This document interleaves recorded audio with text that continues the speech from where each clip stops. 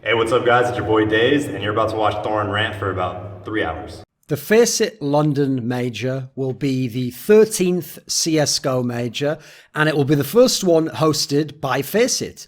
This is not actually a company known for huge stadium international events. They've had some back in 2015. They partnered with DreamHack, and you could see them at DreamHack Valencia, I think it was, and at DreamHack Winter, most notably, the one where Luminosity made that run to the final when they'd just gotten Taco and FNX. Then they had some of the ECS events in interesting places. Obviously, they had one in Wembley. That was when I went to ECS Season 3. Other ones they've had in different locations. So it's a big step up for FACEIT to get a major and to be able to hold something as huge and such a grand scale as a major. It's what you aspire to do. It's a goal of yours if you're a tournament organizer. Because famously, ECS events still run on one of those smaller formats, 4 teams per group, a couple of best of ones, you go straight to the semi-finals. They're not running big 1 week, 2 week long events, which is what you're going to have when you have a major. So once you get the major, many people competing for that kind of spot with their proposals, suggesting incredibly ambitious, extravagant things. All eyes are going to be upon you and how you execute and deliver upon that major, because it's no longer just your tournament. It's your tournament, skills and distribution aspects coupled with the major, with the World Championship at Counter-Strike. As I said, it's only the 13th we've ever had. It's going to be a very meaningful tournament. And so there have been 3 incidents already involving FACEIT and their handling of the major cycle before we've even gotten to the actual major in London, which have already been somewhat troubling. Like, all 3 of them show a level of communication breakdown, an aspect of trying to hide your mistakes, an element of almost victim blaming. So the people who themselves didn't get the correct information, or the information was later changed. It's not just said to them, oh, sorry about that. Yeah, we made a mistake. No big deal. Here's the correct information.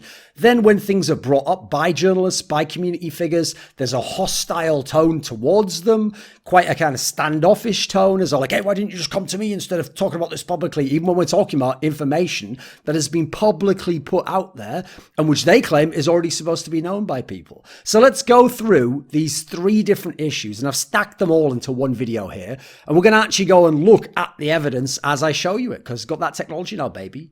So here we go. We start off with the Americas Minor. So obviously this was the tournament that you may know.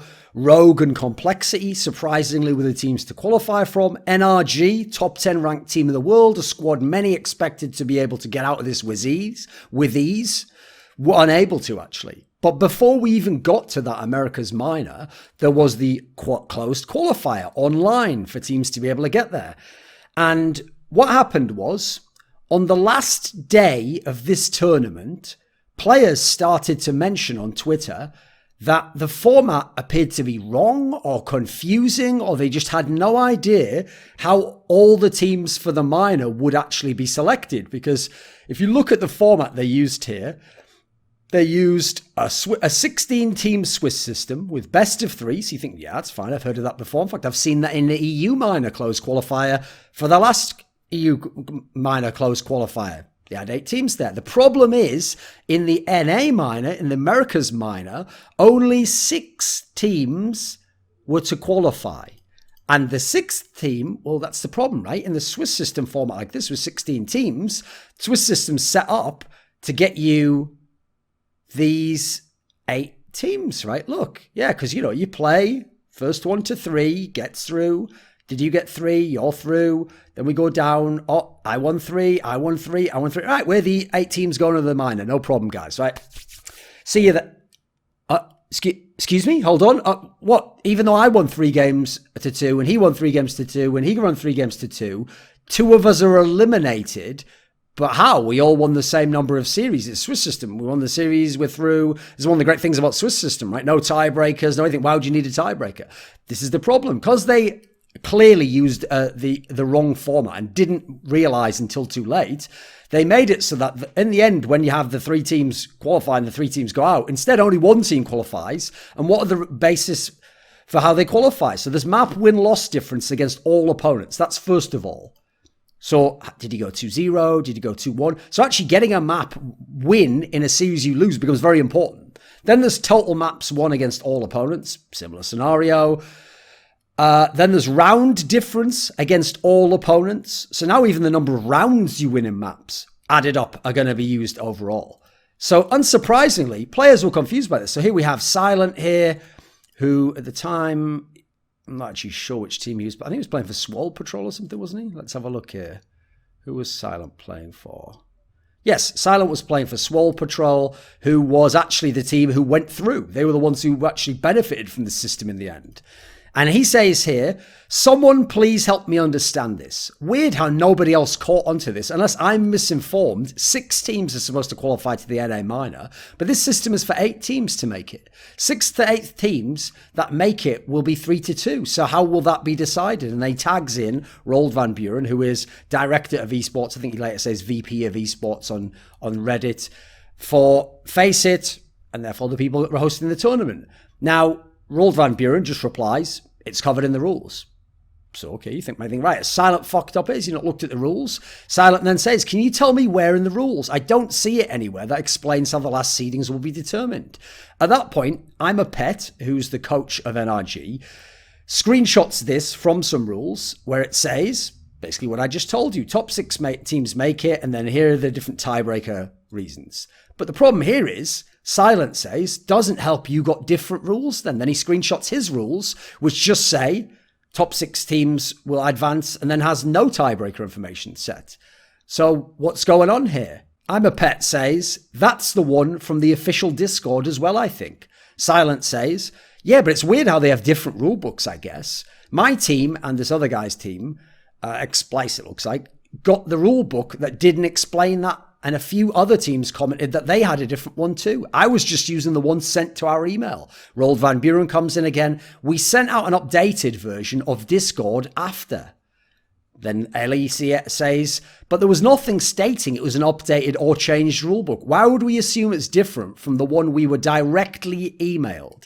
Then I'm a pet says, why did you guys only look into it recently? Surely you knew something was off when you read the one you were sent. This is him responding to these players. Davey, who was playing for the team, let me see which one it was here. It was Boxer, so it was the X-Splice lineup. He says, I noticed it and tried messing in an admin, didn't get a response. So actually couldn't even get a response from FACEIT to find out what was going on. And then Ellie says that, the round difference system seems like a terrible approach. So anyway, then you go to Davey's Twitter. He's saying here, when he came into the last match against Team 1, which actually his team was able to... His team lost to Team 1, but it didn't matter. Team 1 didn't get to go through either. And he even says, really tough to play a match that even if you win, you won't qualify. This sucks just as much for them as it does for the rest of the teams that got screwed by FACEIT's fuck up. So then he comes down to here. They're asking him who qualified. He says, well, out of the teams that finished 3-2, the person who moves on will be determined by map difference, then round difference. This was, of course, not in the rules given to us. And once FACEIT realized their current format wouldn't work, they updated the rules without informing teams. Then later on, he says the same thing in a thread about Richard, saying that they used the wrong format for the NA minor qualifier and realized that only 6 teams qualified, but their format was for 8 teams qualifying. Changed the rulebook and didn't send out any notification to any of the teams saying they made a mistake and it was now changed. So this is obviously quite a big issue, right? First of all, using round difference is a fucking terrible approach because they're not playing the same maps as each other. So for example, if I play Inferno and I start on T side, there's a very good chance I could win that map and I could win it 16-13. Meanwhile, if you play something like Nuke and you start CT side, you could win that game 16-6 because you started on the dominant side. And at the end, they don't take in mind that we're playing different maps and against different opponents. They just take those and awkwardly take the rounds and go, right, well, whoever had the most rounds won, the least rounds lost, obviously was the best team, the differential, right? Well, that doesn't work in formats. Actually, one of the reasons, by the way, why we all wanted round difference tiebreakers taken out of formats like the old IEM format. So not a very good system. Then you've got to look at the fact that why, when they updated the rule set, if there was no mistake on FACEIT's part, didn't they just send out the rule book to every team again and say, okay, cool, there you go, there's the rule book. By the way, we've made a little change in the rule book. We noticed before we didn't actually say what the tiebreaker was for 6th place, and we've now mentioned it there, so be sure to check that before you play in the tournament. Why was this generally not just announced somewhere, like on the FACEIT Twitter? But for the Americas minor, we've noticed a minor error in the rulebook and we've updated it. So teams be aware, the last team will be decided by round difference and map differential. So you've got to be careful to make sure you get the most rounds, and also got to get all those map wins. Every game counts. It's not just like a typical Swiss system. This makes it seem, by their subsequent behavior and the fact that teams had a rule book that didn't say this, like it is an oversight on their part. That would be my speculation, that they themselves didn't know they'd used a format that doesn't work to qualify just 6 teams. It's fine if you're doing 8 teams. And as a result, they took a very intuitive format and they made it complicated. In fact, they made it one of the worst tweaks I think you could do to it. And then they didn't help the players, tell the players. And then they actually acted, as I say, in kind of a standoffish manner. Like, well, it's in the rules. It's like, well, yeah, not the ones you sent me. It's just in a different rule that you updated on your Discord server. And you didn't even say it was updated. So why would I go and check that out? I've already got the rules, right? Why would the rules be changing for an event? If rules change, publicize that. Tell me directly if I'm a competitor. I'll not publicize it for everyone, right? So everyone knows what the fuck's going on. So quite frankly, that actually seems super likely as the reason why. When you consider, people are surely going to complain. Remember, 2 out of the 3 teams that normally they would be going through are going to go out. So they're going to complain anyway on Twitter, right? You could foresee this happening and cut it off, unless it's a mistake and you didn't know yourself, in which case you're just trying to do damage control afterwards to deal with this issue, right? So then we come to the second issue. And the second issue was that after the EU minor, it came out that the eligibility rules for the major itself were changed from previous majors, since we had this minor major cycle, and it's not just the major and you qualify directly for that. So what was changed was players who had been eliminated on teams in the minor would now be eligible to play in the major. Now, that is a huge change, because a very famous example of everyone remembering this limiting a team's chances in the past was when Kirby played for Dignitas in early 2016. I think it was in maybe April or May that Dignitas won the EU minor to qualify for the major. Well, technically the major qualifier at that point in time. And then Kirby was signed to Astralis, where he replaced Cajun B, and Cajun B went the other way in the deal and went to Dignitas. And what ended up happening is, because Kirby had played in the minor, he was no longer eligible to play in the major for anyone except Dignitas. So actually at the major, he ended up having to play no games at all. He just sat on the sideline and watched as Zonic stood in, and then they had Glaive stand in, because obviously they had issues with Dupree having a collapsed lung or something crazy, or maybe that's Glaive. I'm thinking he had some sort of stomach issue, I think. And meanwhile, Cajun B, because he hadn't played in the major minor cycle yet, was actually able to play at the major in the same group, funnily enough, with Dignitas. So that's a very famous example of it. Now, this is a huge rule change, because this is one that players have been pushing for some time, from that famous incident on, basically. Because think about SK Gaming last major, where they had to use Phelps as a stand-in because they just weren't in any position to be able to pick up any other players to use in that scenario. Bolts had already played with Immortals at some point in the major minor cycle. So they couldn't just use the lineup that they'd just won 3 out of 4 lands with. They had to bring Phelps back, who they'd kicked out of the team. I know people are going to say he left, and he didn't. And they played with them at the major and they came top 4. It was another wasted what if in terms of what they could have done with their real lineup. Then at the same major, you had Team Liquid, who obviously couldn't use Steel, and they had to use Zeus, their coach, as a stand-in, and he just dropped everyone guns. They'll never know how far they could have gone. Obviously, earlier in the year, a couple of months earlier, they'd be making big international finals. Then you would have had Astralis had this issue if Device had continued to have those stomach issues he was having. But in the end, he came back after having stand-ins for Blast Pro Series, for ECS.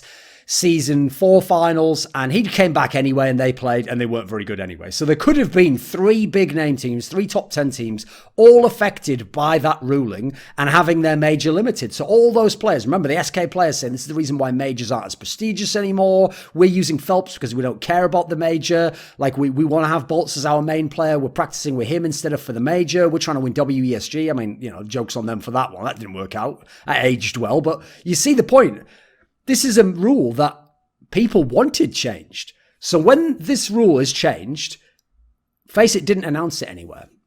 FACEIT didn't even put it in their rule book. By the way, players are eligible now, unlike past majors. What happened was, on Twitter, Rugger, former coach of North Dignitas, now of Optic Gaming, said, so rules were changed despite it being outlined multiple times that a player would be locked after minor registration. This is very odd and smells of networking/relationship between FACEIT and a large organization. This is a rule change within the last week, by the way. Now, what's interesting is this is after the EU minor has been played. Now, when he says there, the part about, he says that, it had been outlined multiple times that the players would be locked after registering for the minor. Never mind, you could play the minor and then still take a player up to the majors. He then also says this part here about smells of network/relationship between FACEIT and a large organization. Now, this is pure speculation on my part to think what large organization could want a rule change like this to take place. And actually after the minor, when they then know that it's something they'd want to do. Well, here's a very obvious one. Everyone knows that Virtus.pro doesn't have a set 5-man lineup. They were using this guy called Morals as a stand-in. It wasn't going well. He wasn't playing well. And everyone knew behind the scenes they're probably going to try and get a player from AGO, technically the best Polish team, but the other top Polish team within the region.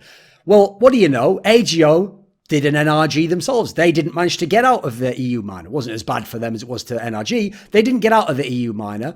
In fact, I don't think they even qualified for the EU minor. I think they lost in the closed qualifier. So actually, that's a perfect example of if Virtus.pro wants players and they want a player for the major, and AGO isn't at the major anyway, and this rule exists, they can now sign an AGO player, as Virtus.pro since has, signing Snatchy, and he can play with them at the major. That's very different to the past, and I'm sure a lot of other teams would like to have known that, as Rugger implies here.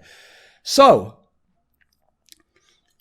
what happens is, Michel Artisani is the co-founder of FACEIT, guy I've seen at many FACEIT events, and what happened is, Richard and I discussed this topic on By the Numbers, that they've changed this big rule, like it's going to have a lot of impact on the scene, could have been a huge boon for both FACEIT and for teams, but instead in a very weird way it's being fixed, where they haven't properly acknowledged it or what's going on, it's not in the rule book. So Michel Artisani, co-founder of FACEIT, says this tweet while the time me and Richard are watching the stream. He says, I'm not watching the stream, but from what I'm hearing, you haven't checked the facts properly. At which point Richard says, why does someone like Rugger not know the rule? Or why wasn't it in the rule book that I scanned? He then links to this comment what they'd given to hltv.org saying no changes were made after the rule book was sent out. Richard again points out he checked the rule book in May, no change had been made. He then says, I guess you checked the rule book for the qualifiers, not for the minors and the major. We only sent out the final rule book for minors and major on the 25th of June. Richard says, and was this the rule book sent to teams on the 25th ever made public on the FACEIT website? And this guy says, not as far as I know, it was sent directly to the teams. I'll double check if we published it elsewhere. So he suggests that we haven't checked the facts, but what facts are there to check? The rule book that apparently Richard had has been changed. Again, they love changing rule books, without telling anyone that they've changed and updated them. They don't tell you what's changed in them. Then there was a situation where Richard goes back and forth. Then, after I had actually publicized, because Adam Apicella from MLG asked me, what's going on with the rules here, I pointed out that, FACEIT themselves apparently didn't notify some of the teams and players, and then they also gave some weird reasoning that the reason it didn't say in the rulebook you're now allowed to was that, the rulebook's just telling you what you can't do, and it's about prohibitions, which, by the way, is absolutely not accurate. You can go look at the rulebook. There are plenty of rules that aren't listed like that. And then that the coach of Optic claimed other than that, and claimed that actually he'd be outlined multiple times to him.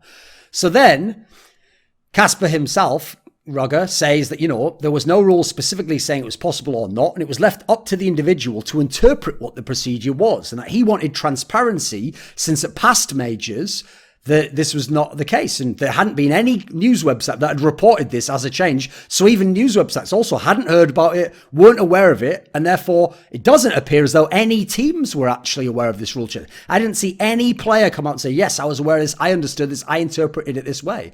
So then Michel Artisani starts responding to Rugger. He says initially, we're sorry for any confusion, but saying that we changed the rule to give an advantage to anyone is lie and defamation. So he's coming straight at Rugger. He's not just saying we fucked up, but we didn't do it for the reason that you're speculating. He's actually threatening lie and defamation. By the way, defamation, legal term. As though I'm going to sue you for defamation for making that statement, or I'm at least pressuring you that are you going to do anything about this? Then Rugger says, well, I've corrected my previous statement after speaking to Roald, but from my interaction regarding the matter, rulebook and emails, there is no clear thread regarding the actual ruling. You didn't change the ruling, but left it up for interpretation, which could give another impression than what you actually had in mind. I wasn't after a witch chase, which I also told Roald, but wanted transparency above anything else to avoid these grey areas.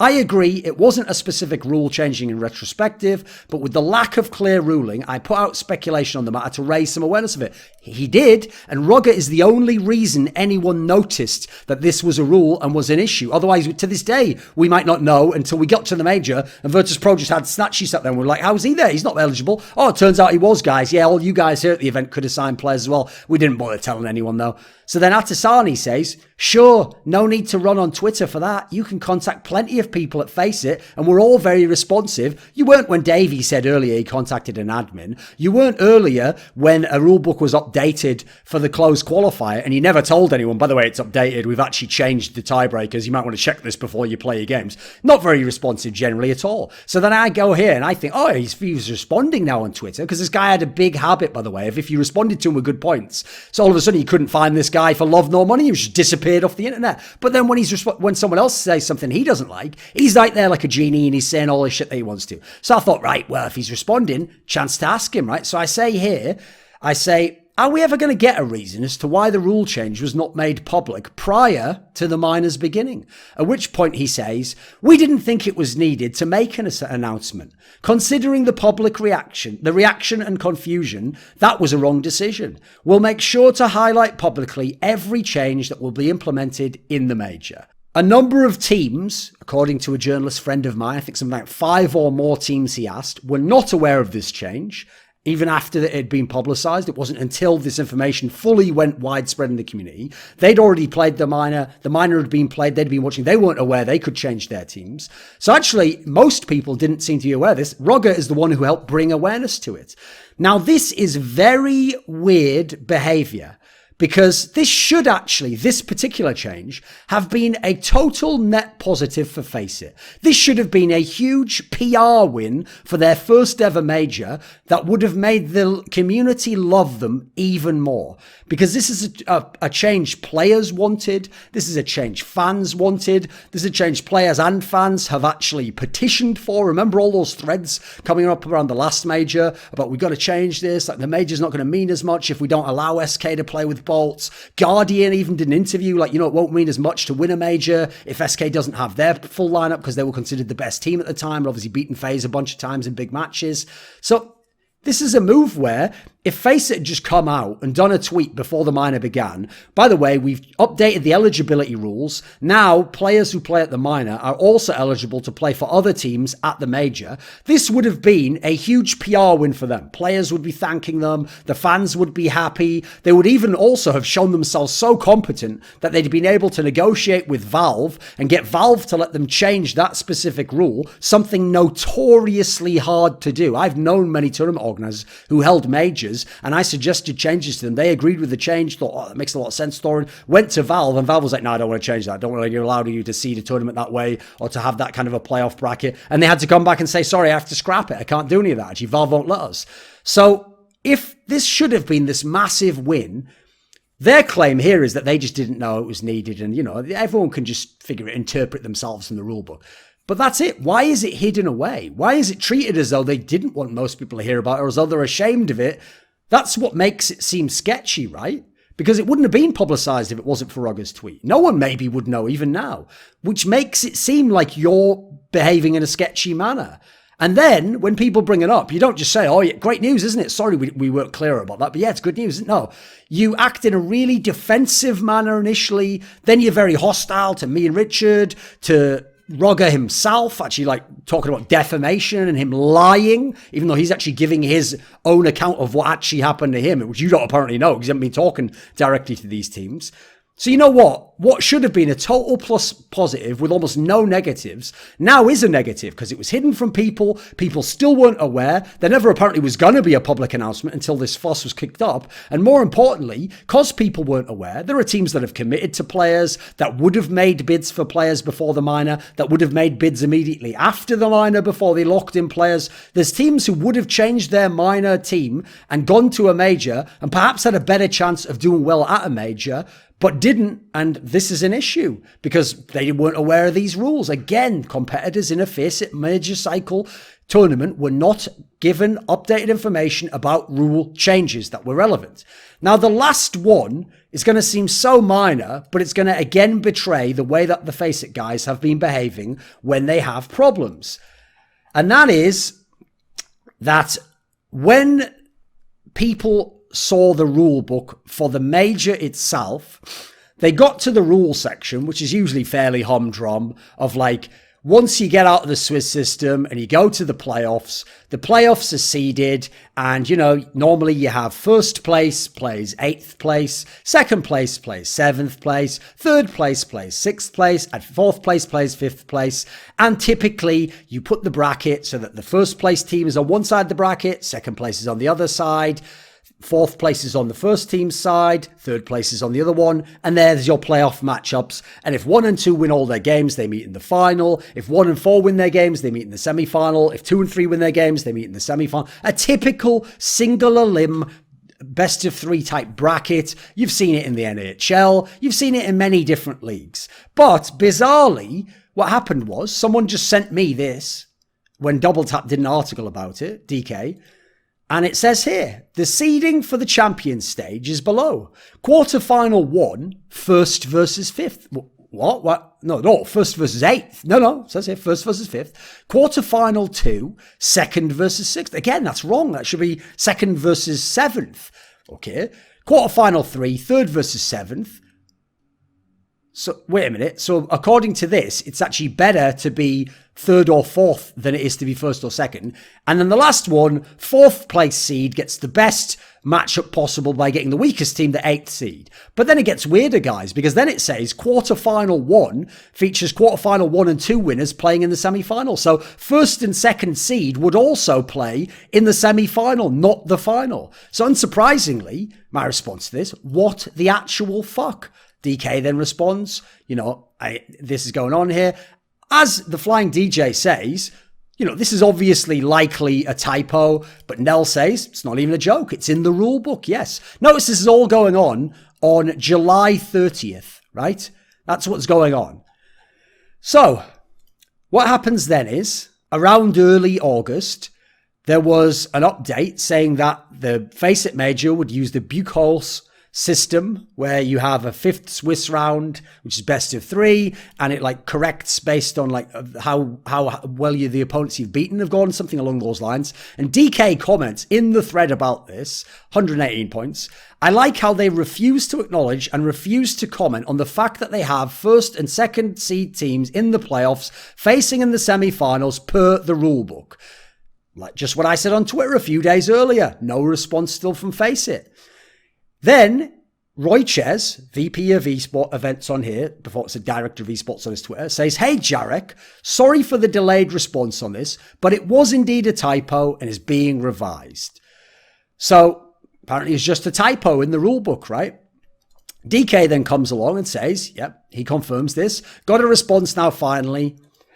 Thank you for reaching out. We noticed the error in the seedings for the champion stage and are going through the process of revising the rulebook to follow standard matchup procedures, i.e. first place facing 8th from the legend stage, 4th place facing 5th, etc. Once the revision is done, it will be shared with teams and players.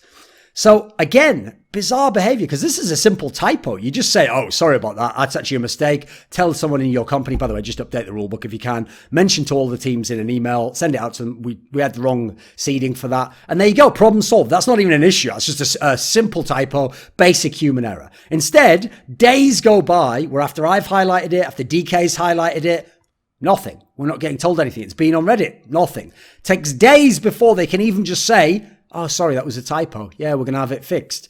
DK can get an official response to what's going on.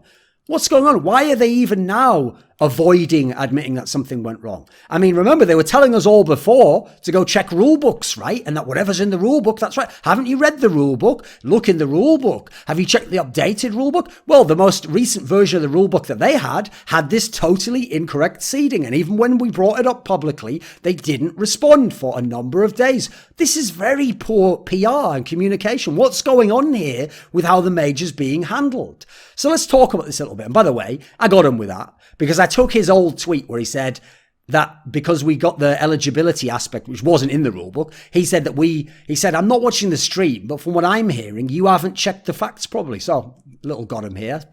Looks like you haven't checked the facts properly in your own rulebook regarding the playoff seeding. Got him. Yeah, well, live by the sword, die by the sword, mate. Now let's just say something about PR for a second here. Because there have been some incidents in the past, most notably from ESL with some of their Katowice events, where they did a poor job of communicating to people that if you were a free entry person and you left the event, then you wouldn't be allowed back in necessarily because it was working on capacity and the next person in. And then if you were in there was limited amounts of food or limited selection of food, but you might have to be there all day because they were having 4 best of 3 days. Then you think of some other tournaments in the past, and famously, ESL's mistake was always to either on Twitter or Reddit themselves react in a little bit of a defensive manner, not necessarily actively hostile, but sort of disagree with people, and never just say like, sorry, we fucked that up. Like, you know what, we'll take responsibility for that. That was our mistake. Now, this all changed when MLG came in the game and held the now famous legendary MLG Columbus 2016, one of the best majors we ever had, the one that was obviously held. It was the first $1 million major, and it was held in the Nationwide Arena in Columbus, Ohio, where the Blue Jackets play. And MLG Adam Apicella, a guy I referred to earlier, showed us a masterclass in PR, because anytime when MLG was running events, they run the MLG Invitational and then the CEVO events and then obviously this major.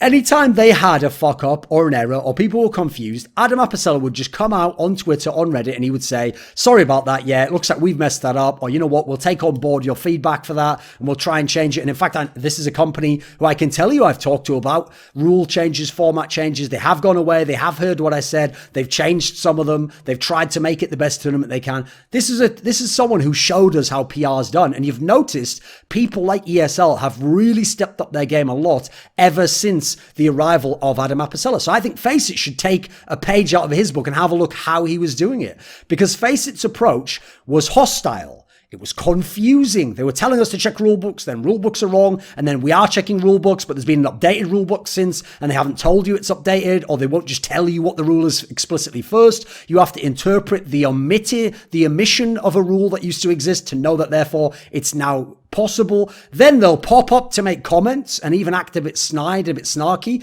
But then when you ask something, they're disappearing for days. You can't contact them. You can't get a reply from someone. That all of a sudden in a thread that they were commenting in, they won't reply when they don't really know what to say. Then you have the boss commenting on things directly, even talking about defamation for saying things about their company.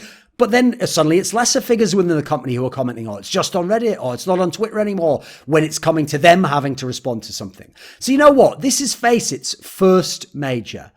So why are they covering shit up instead of just admitting it? Like, some of these weren't even big deals. This is them fucking up the execution of their major, trying to downplay mistakes, trying to hide mistakes, trying to take things that aren't even mistakes, but pretend as though not telling anyone meant it was fine, because technically you didn't tell them that it wasn't the case, that that was the way it was going to be. So let's assess these three issues, and you'll see with the differing levels what's so silly here. So the first one is a clear big fuck up and did actually screw over two teams who got their chance of qualifying for the minor changed in quite an unfair manner, I think, actually. So that's a legit fuck up. Admittedly, it's such a small level of the tournament that it's probably not going to affect who wins the major, is it? The second one, the eligibility aspect, that could have been a huge positive for the tournament, but was mishandled so badly it became a negative. And the last one is a simple typo, which if they just immediately came out and said, sorry about that, maybe even did a tweet, did some sort of official announcement, yeah, sorry about that, we messed that up, don't worry, we'll fix it in the rulebook, would have been a storm in a teacup. Someone would have worried about it for 1 minute, found out, oh, it's just a typo, and then we'd have all moved on with our lives. Instead, days and days went past, we couldn't get any response, and when they did finally respond, they say, we're going to update the rule book, which has been their excuse the whole time for all the other shit. So not very impressive stuff thus far. And yes, when you behave in a very weird, sketchy, awkward manner, trying to hide things that is, people are going to assume you have some dodgy reasons for doing so. That maybe cynically, there is some sort of business partnership that meant you left the rule very open to interpretation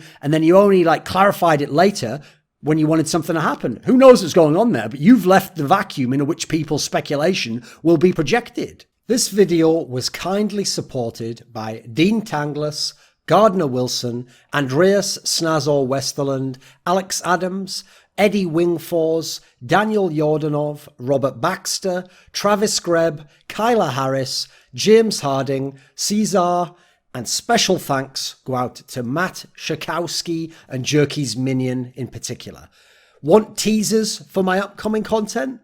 How about asking me a question for my monthly AMA? Do you want to take part in a discussion about esports with me? How about suggesting a topic or a guest for my content? Put your money where your mouth is and join the Scrilluminati today.